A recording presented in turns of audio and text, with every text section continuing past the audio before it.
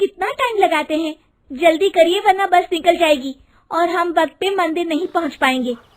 कहते हैं कि आज के दिन भगवान के दर्शन करने से सारी इच्छा पूरी हो जाती है। हाँ हाँ पता है, अब देर मत करो, चलो। फिर दोनों एक मंदिर में पहुंचते हैं और भगवान के दर्शन कर पूजा करते हैं। घर लौटने में उन दोनों को शाम हो जाती है। जैसे ही दोनों अपने घर पहुंचते हैं, सुरेश की माँ कहती है, अरे बहू, तुम दोनों ने आने में कितनी देर कर दी। मैं और तेरे बाबूजी कब से भूखे बैठे हैं, कम से कम हमारे लिए खाना तो बना के चली जाती।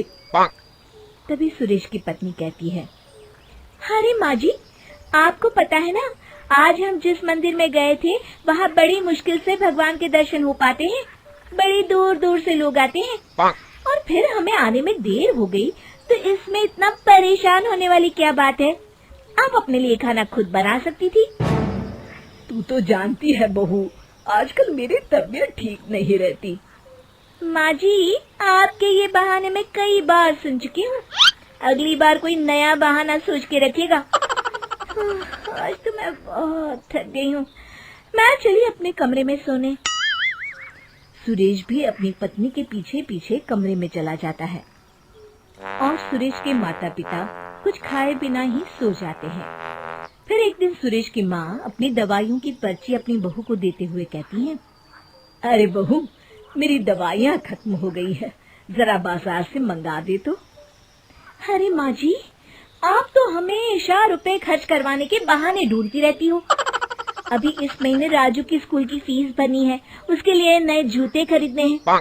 एक तो पहले ही पैसे कम पड़ रहे हैं, ऊपर से आप मुझे अपनी दवाइयों की लंबी चौड़ी लिस्ट पकड़ा रही हो। अभी इस महीने आपकी दवा नहीं आ सकती, अगले महीने देखेंगे। इतना कहकर सुरेश की पत्नी अपने कमरे में चली जाती है।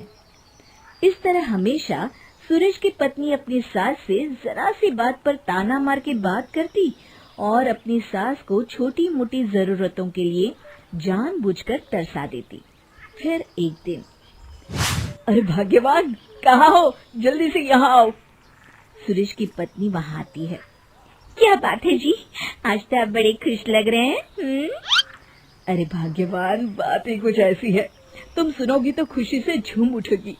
मेरा प्रमोशन हो गया है और कंपनी मुझे रहने के लिए एक नया घर दे रही है। सुरेश ने कहा, अरे वाह, आपकी तरक्की के लिए मैंने जो 16 शुक्रवार का व्रत रखा था ना, ये उसी का फल है। लेकिन मैं आपसे एक बात कह देती हूँ, अपने नए घर में आपके माँ बाप को नहीं ले जा सकती, उनकी सेवा करके तंग आ चुकी हूँ मैं। हाँ, लेकिन तुम तो जानती हो कि आजकल माँ की तबीयत बहुत खराब रहती है, हम उन्हें इस हालत में कैसे छोड़ सकते हैं। वैसे भी आपकी माँ 12 महीने बीमार रहती हैं।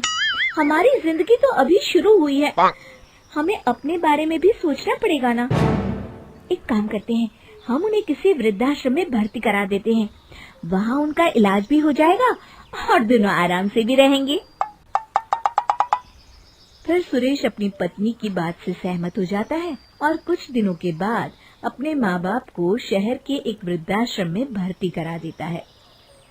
फिर अपनी पत्नी और बेटे को लेकर अपने नए घर में रहने चला जाता है। एक दिन सुरेश के घर पर एक आदमी आता है और सुरेश से कहता है, आपका नाम सुरेश है जी? जी हाँ, मेरा नाम सुरेश है, कहिए क्या बात है। आपके पिताजी जिस कंपनी में काम करते थे, उस कंपनी की तरफ से आपके पिताजी के नाम पर 2 लाख रुपए भेजे गए हैं। आप उन्हें बुला लीजिए, मैं उनकी साइन लेकर पैसे दे दूंगा।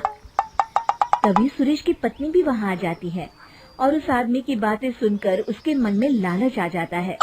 वो उस आदमी से कहती है, अरे भाई साहब, माँ जी और बाबूजी तो अभी तीर्थ यात्रा पर गए हैं, आप 2 दिन के बाद आ जाइए, तब तक वे दोनों आ जाएंगे। उनकी बातें सुनकर उस आदमी को उन पर शक होता है, लेकिन वो उनसे बिना कुछ कहे वहाँ से चला जाता है और सच्चाई का पता लगाने के लिए वो उनके एक पड़ोसी से पूछताछ करता है। पड़ोसी उसे बताते हैं कि सुरेश ने अपने माता पिता को घर से निकाल दिया है और एक अनाथ आश्रम में भर्ती करवा दिया है। सारी बातें सुनने के बाद वो आदमी सुरेश के पड़ोसियों को धन्यवाद कहकर वहाँ से चला जाता है। अगले दिन दोनों पति पत्नी पैसों के लालच में सुबह सुबह वृद्धाश्रम पहुंच जाते हैं और वहां के मुख्य अधिकारी से मिलते हैं। अधिकारी उन दोनों की नीयत भांप लेता है और उन्हें कहता है, आप दोनों ने आने में देर कर दी। कल शाम को ही आपके पिताजी की कंपनी से एक आदमी आया था और वो आपके पिताजी को पैसे देकर चला गया। उसके बाद आपके पिताजी भी आपकी माताजी को लेकर यहाँ से चले गए। आपकी माँ ने आपके बारे में हमें सब बताया था। आप दोनों दिन रात भगवान की पूजा में लगे रहते थे, लेकिन जो आपके असली भगवान यानी कि आपके माता पिता थे, उन्हें तो घर से निकाल दिया और पैसों के लालच में आज यहाँ चले आए। अब जाइए यहाँ से। सुरेश और उसकी पत्नी शर्मिंदा होकर वहाँ से चले जाते हैं।